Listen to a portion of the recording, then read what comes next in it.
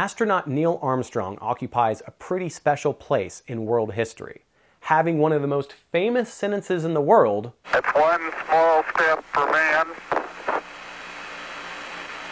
one giant leap for mankind. But maybe not any other sentences. You may have never heard the man talk.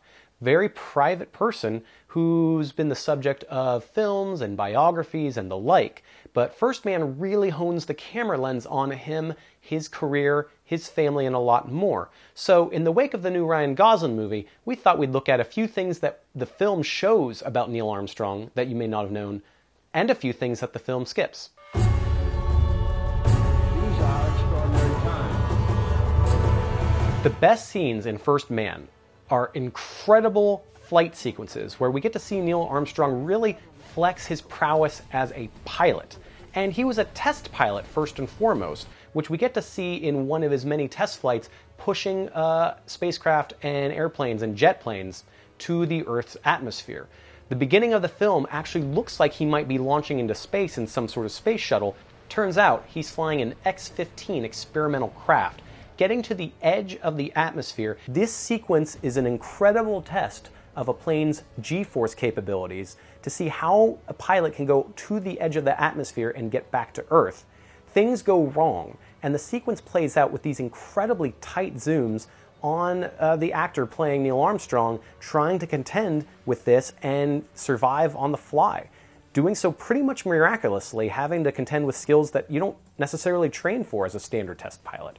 It's a really interesting show, the kind of pilot that Neil Armstrong proved to be, showing as opposed to telling. We don't get to see in First Man every step of the way to that successful Apollo 11 mission, but we do get to follow a few instances of failure. A really big one, Apollo 1, is featured. Now this is because even though Neil Armstrong was not a member of this crew, his very good friends and colleagues at NASA, 3 of them in particular, passed away as the result of a major electrical malfunction. What we do get to see in the film is actually quite harrowing, this sort of failure. You get to see pilots dealing with minor issues before a very sudden electrical malfunction causes a great explosion and fire. Everybody involved died.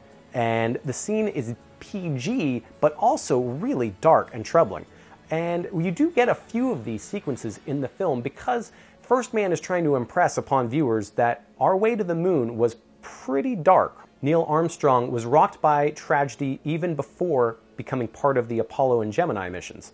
This came in the form of the tragic loss of his 2.5-year-old daughter, Karen. She had a brain tumor, and you get to see in the beginning of the film a lot of very quiet, long shots, either of happy times where he's spending his final months with his daughter, or sadder times when she's in some intense hospital scenarios with really weird experimental treatments being applied to her head. There is indeed a lot of tragedy along the way in First Man, and this focus at the beginning of the film carries on all the way to the end of the movie. There are things missing, though, about that look at that daughter. For example, her nickname Muffin, otherwise Muffy, is completely skipped, which is a bit of an emotional pin that we were surprised to see missing in the film. When it comes to something that's not in First Man, arguably the biggest thing is Neil's own interpretation of the most famous line in the film, "One small step for man, one giant leap for mankind." Because Neil Armstrong himself has loudly argued that that's not what he said.